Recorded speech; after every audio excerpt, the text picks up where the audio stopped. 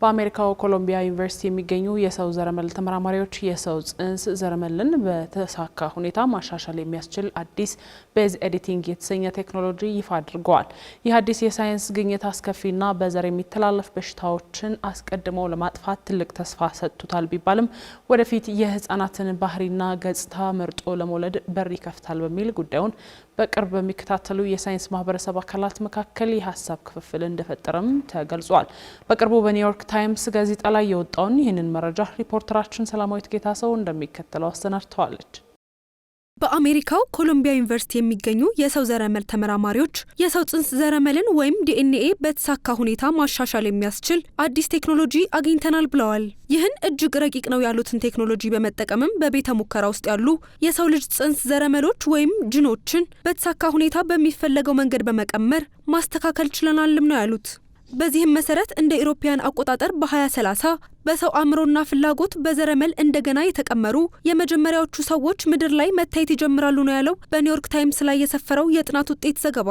አዲሱ የቴክኖሎጂ ግኝት ሰዎች የልጆቻቸውን የጸጉርና የአይን ቀለም፣ ቁመት፣ የጤና ሁኔታ እንዲሁም የአስተሳሰብ ልዕቀት ደረጃን በመምረጥና ለአገልግሎቱም እንደ ክፍያ በመፈጸም በፍላጎታቸው መሰረት የጠየቁትን ማግኘት የሚያስችላቸው ነው ተብሏል።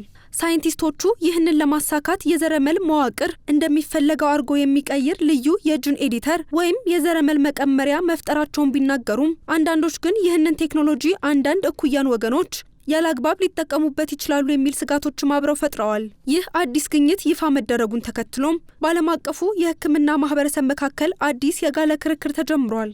ቴክኖሎጂው በሚቀጥሉት 5 ዓመታት ውስጥ የመጀመሪያዎቹ በጂን ማሻሻያ የተፈጠሩ ሰዎችን ያሳያል ቢባልም ተፈጥሮን የሚጋፋና ሃይማኖታዊ አስተምሮችን የሚጣረስ ነው የሚል የሰላ ትችት በስፋት እየቀረበበት ይገኛል። ቴክኖሎጂው የህፃናትን የወደፊት ባህሪ፣ ገጽታ እንዲሁም የጤና ሁኔታ መርጦ ለመውለድ ወይም ዲዛይነር ቤቢ ስለሚለው አወዛጋቢ አካሄድ በር ይከፍታል የሚል ክፍፍል የፈጠረው ደግሞ በሳይንቲስቶች፣ የስነ ምግባር አጥኚዎችና በህግ ባለሙያዎች ዘንድ ነው። ቴክኖሎጂውን የሚቃወሙ ሙያተኞችም ይህ የተፈጥሮ ድንበር አንዴ ከተጣሰ መልሶ ለመዝጋት ከባድ ነው ባይ ናቸው። ምስጢሩ አሁን ይፋ ሆኗል። አሁን ላይ አንዳንድ ገደቦችን ለመጣል ልንሞክር እንችላለን። ነገር ግን ተገቢውን ማሽነሪ የሚያገኝ ማንኛውም ድርጅት ማንኛውንም ነገር በሰው ሰራሽ መንገድ ማምረት ለመጀመር ከወሰነ ማንም ሊያስቆማቸው የሚችል አይመስለኝም። በተቃራኒው ደግሞ የቴክኖሎጂ ፈጣሪዎች ይህ አዲስ የሳይንስ ግኝት ፈውስ የሌላቸውንና አስከፊ በዘር የሚተላለፉ በሽታዎችን ገና ጽንሱ በእናት ሆድ ሳይጎለብት አስቀድሞ ለመከላከል ትልቅ እድል ይሰጣል የሚል አጓጊ ነገርን ይጠቅሳሉ። የዚህን ሳይንሳዊ ግኝት አስፈላጊነት እንዲሁም አወዛጋቢነት ለመረዳት የሰው ልጅ ጽንስን የማስተካከል ሙከራ ረጅምና ውስብስብ ታሪክ የነበረው መሆኑን ማስታወስ ያስፈልጋል። ከዚህ ቀደም ሳይንቲስቶች በእንግሊዝኛው ምህጻረ ቃል ክሪስፐር የተባለውን የጂን ሞለኪውላዊ መቀስ ቴክኖሎጂ በመጠቀም ተመሳሳይ ሙከራዎችን ለማድረግ ጥረው የነበረ ቢሆንም የዚያ ቴክኖሎጂ አሰራር እንደ ሞለኪውላዊ መቀስ ሙሉ የዘረመል ክፍሎችን ቆርጦ የሚጥል በመሆኑ እጅግ ከፍተኛ አደጋ ነበረው። በወቅቱ የተደረጉ ሙከራዎች እንደሚያሳዩት የክሪስፐር ቴክኖሎጂ ባልታሰበ ሁኔታ የጽንሱን ዘረመል በማመሰቃቀል ጽንሱን ለሞትና ለከፋ አካላዊ ጉድለት ይዳርግ ስለነበር በሰው ጽንስ ላይ ሙሉ በሙሉ እንዳይተገበር ተከልክሎ ቆይቷል። በአንጻሩ አሁን በኮሎምቢያ ዩኒቨርሲቲ የተተገበረው አዲሱ የቤዝ ኤዲቲንግ ቴክኖሎጂ ዘረመሉን ቆርጦ ከመቀጠል ይልቅ ባለበት እንደገና በመቀመር ላይ ያተኮረ በመሆኑ ቀድሞ የነበረውን አደጋ ሙሉ በሙሉ የቀረፈ ነው ባይናቸው ባለሙያዎቹ። እንግዲህ ይህ በጣም ለውጥ አምጪ ቴክኖሎጂ ስለሚሆን ሁሉንም በሽታዎች ሊነካ ይችላል። አዳዲስ በሽታዎችን መፍታት የምንችለው የመጀመሪያዎቹ በሽታዎች የትኞቹ እንደሆኑ በትክክል ለመናገር ስንችል ነው።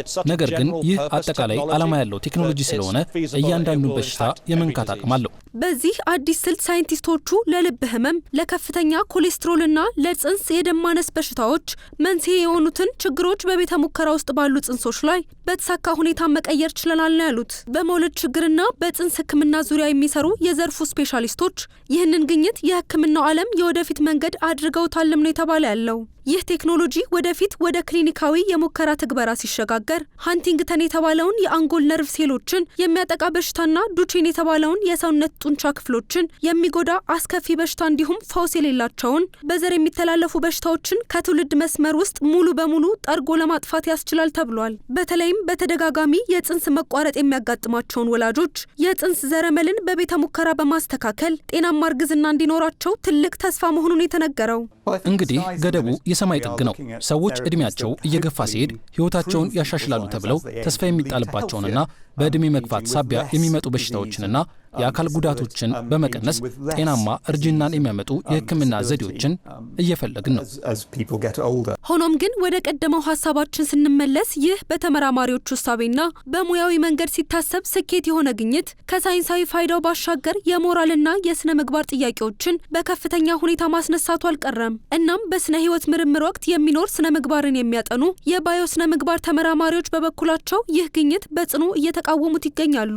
የግኝቱ ተቺዎች እንደሚሉት የሰው ልጅ ጽንስ ማለት ገና በሂደት ላይ ያለና ወደ ሰው የሚቀየር ህይወት በመሆኑ ወደፊት ሰው ለሚሆን አካል ያላንዳች ፍቃዱ እንዲህ አይነት የዘረመል ሙከራዎችን ማድረግ ሰብአዊ መብትን መጣስ ነው። ከዚህም በተጨማሪ ቴክኖሎጂው በሽታን ከመከላከል አልፎ ወደፊት ወላጆች ይበልጥ ቆንጆ፣ ለግላጋ፣ ብልህና ጠንካራ የሆኑ ልጆችን መርጠው ወይም ዲዛይን አድርገው እንዲወልዱበት በር የሚከፍት በመሆኑ የሰው ልጅ ወደ ማበላለጥ ይወስዳል የሚል ከባድ ማህበራዊ ስጋት ፈጥሯል። እንደዚህ አይነት ቴክኖሎጂዎች በተዋወቁ ቁጥር የህክምናው ዓለም የሰው ልጅ ማንነት እስከ መቀየር የት ድረስ መጓዝ አለበት የሚለው የሞራልና የህግ ክርክር በሚቀጥሉት ዓመታትም በዓለም አቀፍ ደረጃ በከፍተኛ ሁኔታ እየተስፋፋ እንደሚቀጥል ይጠበቃል።